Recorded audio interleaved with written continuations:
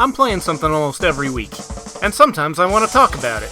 It's time for a quick hit review, or a vertical slice if you will. So stick with me for some lightning reviews. This week on the chopping block.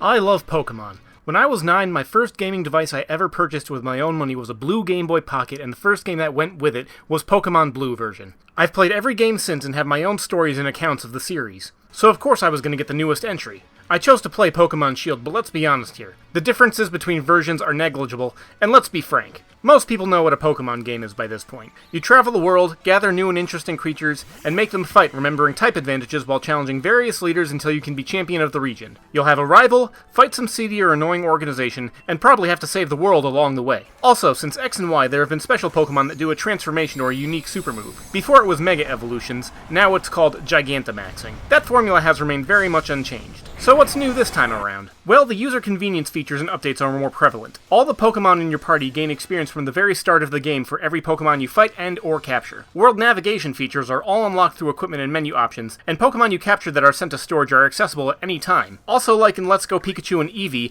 any Pokémon that you want to capture can be seen on the overworld before you ever encounter them, reducing most random encounters. All of these features are very much appreciated and remove a lot of the long-standing tedium in the series. That covers most of the changes to the game from a primarily single-player aspect, but what about the online features? Per Nintendo's usual tendency, this is where things stumble.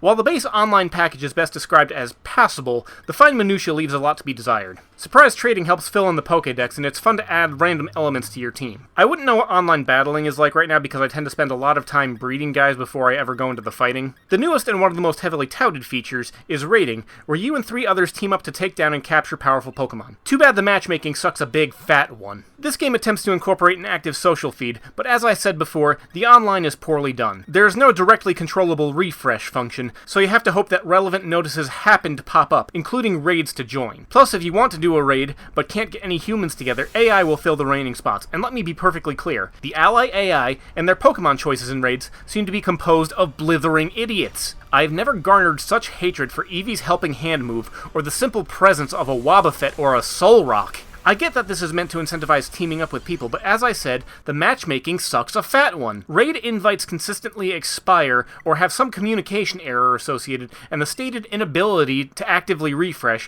leaves you twiddling your thumbs and getting irritated. But I digress, that's getting more into endgame content. Lastly though, what about the whole Dexit controversy? The fact that you can't catch every creature of the approximately 1,000 that's been made ever since the series' inception. Honestly, I personally don't care that much. I caught them all the way up to Ultra Sun, where they currently sit. And as of last week, I completed the current dex. I can see why some people would get aggravated, but I personally am not that invested or angry. Besides, 400 plus Pokemon is still a metric ton if you are going to try and get them all on your own. However, if Nintendo and Game Freak decide to add them back in down the line with a price tag, then I am going to be P-I-S-S-E-D pissed. So do I recommend it? As a Pokemon fan, I give this game a tentative recommendation. If you don't like Pokemon, then this game probably won't change anything, even with some of the more monotonous features removed. Then again, if you do like Pokemon, you've probably already bought it. At the end of the day, I like it and have sunk a lot of hours into it, but the lacking online features do leave a sour taste in my mouth.